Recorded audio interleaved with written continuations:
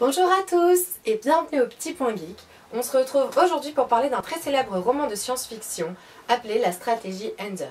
Pour ceux qui ne connaissent pas, ça a été écrit par Orson Scott Card, un auteur américain âgé de 66 ans qui est de confession mormone. Il a fait énormément polémique sur la toile à cause de ses idées politiques, mais aujourd'hui on n'est pas là pour parler de ça. On est là pour essayer de comprendre pourquoi, pour certaines personnes, ce roman fait partie des grands classiques de la littérature de science-fiction.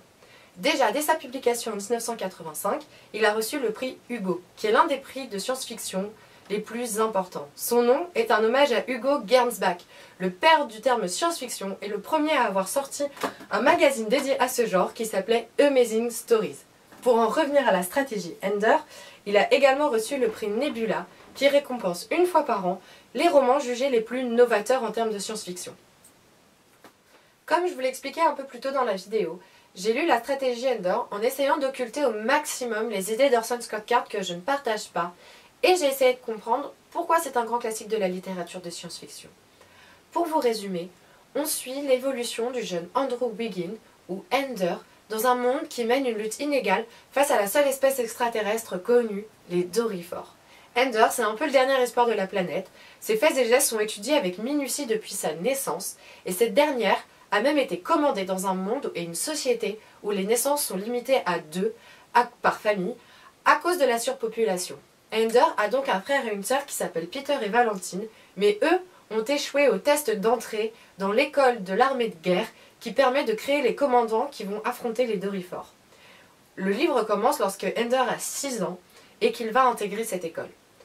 Je vous raconte pas la suite de l'histoire parce que soit vous la lirez, soit vous l'avez déjà lu.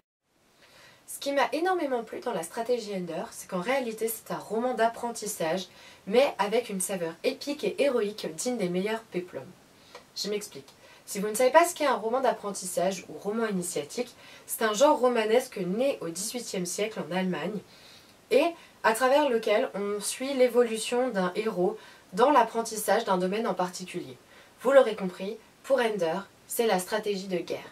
Ce qui donne l'impression qu'on suit un peu l'évolution d'un empereur grec ou romain comme César ou Alexandre le Grand. D'ailleurs, les références à ces deux personnages sont assez nombreuses dans le roman, et les références historiques plus généralement. À travers l'apprentissage de la stratégie de guerre, Ender apprend la vie en réalité. Il apprend ce qu'est la mort, ce qu'est l'amour, ce qu'est la guerre, mais aussi ce qu'est la nature humaine et la nature du pouvoir. Ce qui m'amène à vous dire que ce qui est intéressant dans la stratégie Ender, c'est le message philosophico-politique. L'homme est-il vraiment un loup pour l'homme, mais également pour les autres espèces?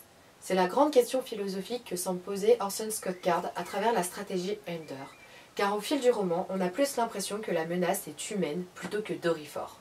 Je ne vais pas traiter toute la question philosophique du roman car ce serait trop long et que je souhaite que vous fassiez votre propre avis. En conclusion, La Stratégie Ender est un roman d'apprentissage assez riche et dense en thématiques qui donne à certains l'impression que ce soit un peu fouillis, mais pour moi c'est assez bien ficelé. J'espère que cette vidéo vous aura plu et vous aura donné envie de lire La Stratégie Ender. A très bientôt sur le Petit Point Geek.